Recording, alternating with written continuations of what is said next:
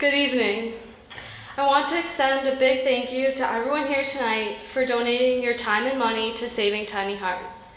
My name is Haley Mallon, and I'm very proud to be here representing this great charity. Thank you, Amy, for the kind introduction. And I want to give a big thank you to Brian and Francie Paul, who have founded such a great charity and have given me this wonderful opportunity to share my story. My journey started on August 29th, 1994.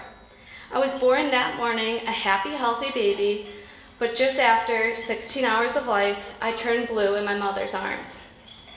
I was immediately rushed to Lutheran General Hospital, which quickly became my first home.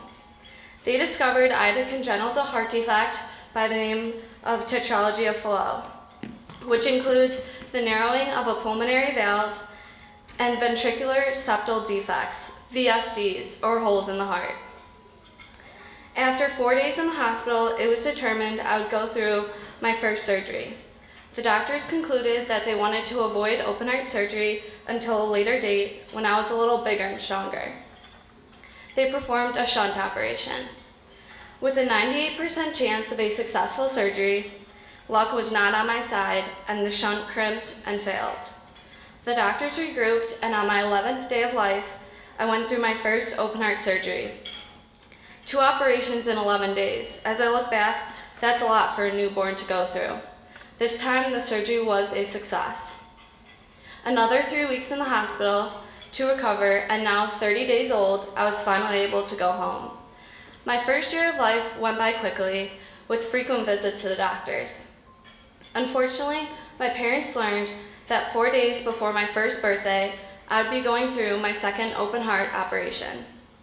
My parents said I showed determination and was able to get home in time to wake up in my crib on my first birthday. I don't really remember it, but my mom took a picture of me in a high chair with 1 candle and a Twinkie, a tiara on my head, and steri strips on my chest as a reminder of what I had been through. My next 3.5 years of life were just like any other kid growing up. I played dolls and dress up with my older sister Allie, and I became a big sister myself when my little sister Ashley was born. I now had an older sister and a younger sister. It was perfect for me. But things were about to change. As a 4-year-old, having just completed preschool on a Friday in June, I was on my way that Sunday afternoon to Christ Hospital in Oak Lawn to go through my 3rd open heart surgery, which was my first valve replacement. My Nana and Grandpa were with me then and are here with me tonight. They replaced my pulmonary valve with one they made from the sac of a cow's heart. So yes, I'm part cow. This was the first surgery I remembered. It was awful. I was mad, scared, and I'm sure I did not make any friends in the intensive care unit. After waking up from surgery, I told my mom and dad almost immediately that I wanted to go home. I must have been a pretty good salesman because only 48 hours after arriving in the hospital, I was in our minivan and on my way back home to be with my sisters. My parents planned the surgery at the beginning of the summer, so I would be all recovered by the time school started in August. I wanted to get better quickly so I could sign up for soccer in the fall. Taking the advice of my cardiologist, Dr. DeBrow, who told my parents, Haley will let you know what she can and cannot do, I was signed up for soccer and was on the field with all my friends in August. I wasn't the biggest or the fastest player, but I do remember how happy I was when I scored my first goal. I played 7 more years of fall, winter, and spring soccer. I'm glad I got a little bigger and a little faster. My next 7 years were pretty normal, although visits to the doctors every 6 months I guess is not normal, but it was for me. I was able to do everything I wanted to try: ballet, cheerleading, golf, swimming, and tennis. I actually swam a 50-yard backstroke and breaststroke in a swim meet. I was pretty proud of myself. In 7th grade, my best friend Caroline, who's at my table tonight, her and I decided we were going to try out for the tennis team, for the high school tennis team. We started taking lessons as school started, but soon after a 6-month checkup, I was told I would need another valve replacement. My valve had calcified during my growth over the last 7 years of life and was no longer functional. So Caroline and I played tennis until just before Christmas break. That's when my doctor That's when Dr. Albawi and I, who was my surprise here tonight, Dr. Albawi, can you please stand up?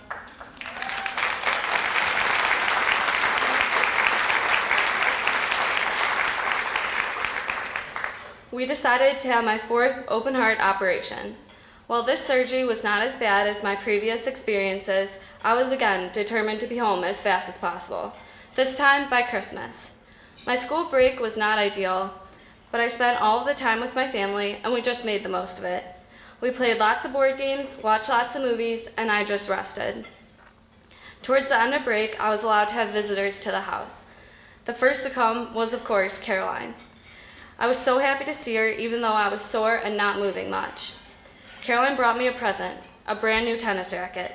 She was telling me to hurry up and get better so we can get back to playing. What a friend. I never looked back. As I entered high school, I tried out for the team. And as a freshman, I played second singles and won first place in conference. As a sophomore, I played first singles on the JV team and won first place in conference. And my junior year, I made the varsity team, playing second singles, and I finished second in conference. In 1 month, I'll be trying out for the tennis team for my senior year. All I can say is thanks to Caroline, Mr. and Mrs. Tilley, who've done a lot for me, and sometimes think they have 2 daughters. And to Eddie, Caroline's brother. Thanks for being the brother I never had. So that's my story. While it's been hard to go through the operations, it has made me who I am and why I'm here tonight. To say thank you all for coming and to let you know that your donations really do make a difference. I am thankful that technology continues to get better, doctors continue to advance their knowledge, and I have the opportunity to continue to live a healthy life. With 1 more surgery ahead of me and the roller coaster ride I have been on, I am so blessed that there are charities like Saving Tiny Hearts that raise money for kids like me, Joshua, Polly, and all the other superheroes. My family and I have been involved in many charities over the years. I feel very fortunate that Mr. and Mrs. Hills and Amy and Brett Bear introduced the Mallon family to Saving Tiny Hearts. It has been a wonderful experience. I hope you all enjoy the rest of your evening, and thank you for listening to my journey.